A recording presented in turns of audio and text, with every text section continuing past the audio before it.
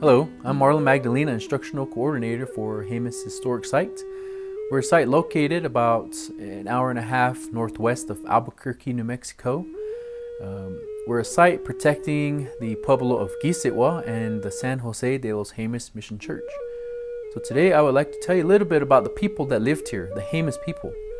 I am one of their descendants. I live in the Pueblo of Jemez, and my ancestors lived at this site, at Jemez Historic Site. And our people have a long history here in the Southwest.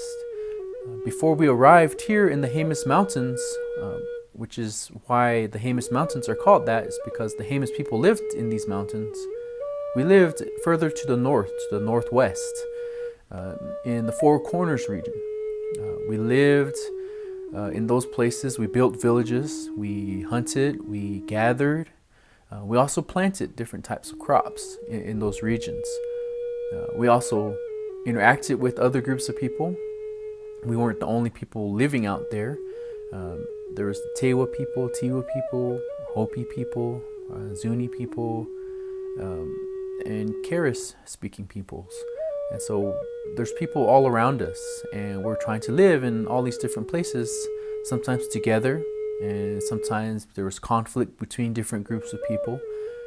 For the most part, though, we were able to trade, we were able to work with one another to live in these places. But as we're living out there, we're constantly moving around. We're migrating, mostly in the southern direction. For the Jemez people, at least, we're moving in the southeastern direction. And eventually we arrive into the Jemez Mountains. And on these long migrations, sometimes there's other groups that are going ahead of us to check things out, sort of reconnaissance missions, making sure things are okay ahead of us, ahead of the main group of Jemez people.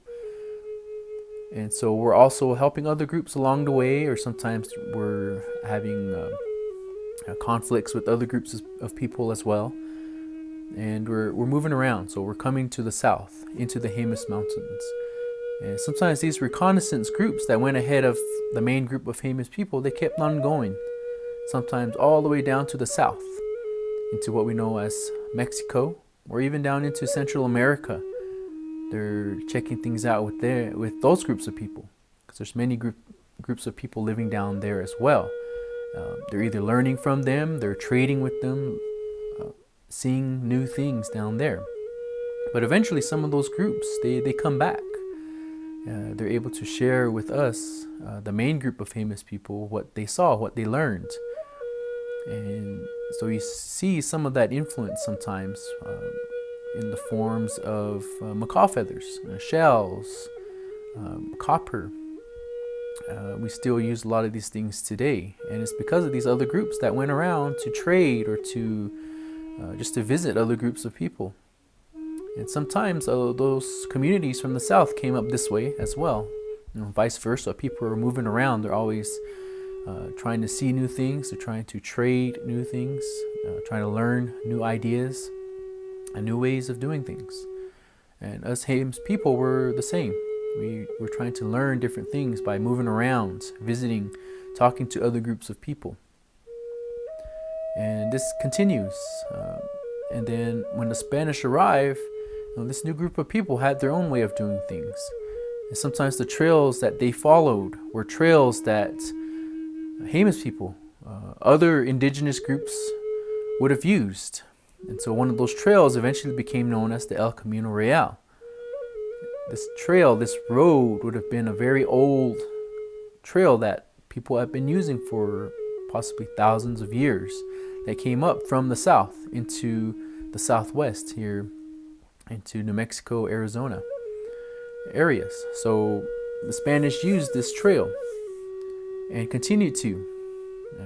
They traveled along this trail. They brought things up from Mexico.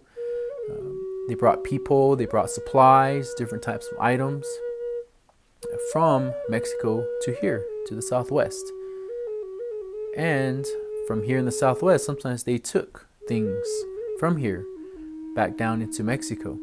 And sometimes they took people.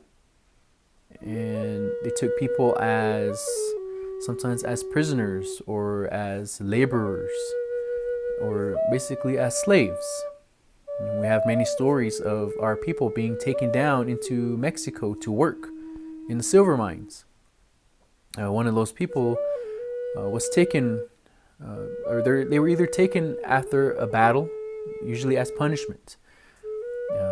There's one specific battle that took place in July of 1694. It's one of the last battles of the Reconquest. And eventually we lost this battle in one of our villages here in the mountains. And so as punishment, the leader of our village at the time was taken down to Mexico to work in the silver mines. And he never came back. And this was fairly common in many of the pueblos. And a lot of these people were taken to Mexico to work off their punishment. But sometimes they came back, but sometimes they never did. So there's quite possibly some descendants of Jemez people or even other Pueblo communities that are still down in Mexico today. And so this road, this El Camino Real, has been used for a long time. Even today, people still drive alongside it, I-25. And we continue to use a lot of these roads, a lot of these trails, a lot of these pathways that take us to many different places. Places we want to go, places we want to visit. I would like to share a song with you now on one of my wooden flutes. It's a song that I created in honor of my ancestors and their migrations, all the places that they traveled to, all the hardships, all the sacrifices that they made in the past for us to be around and for me to still be around to tell you about their migrations. So I hope you all enjoy, and thank you for watching this video.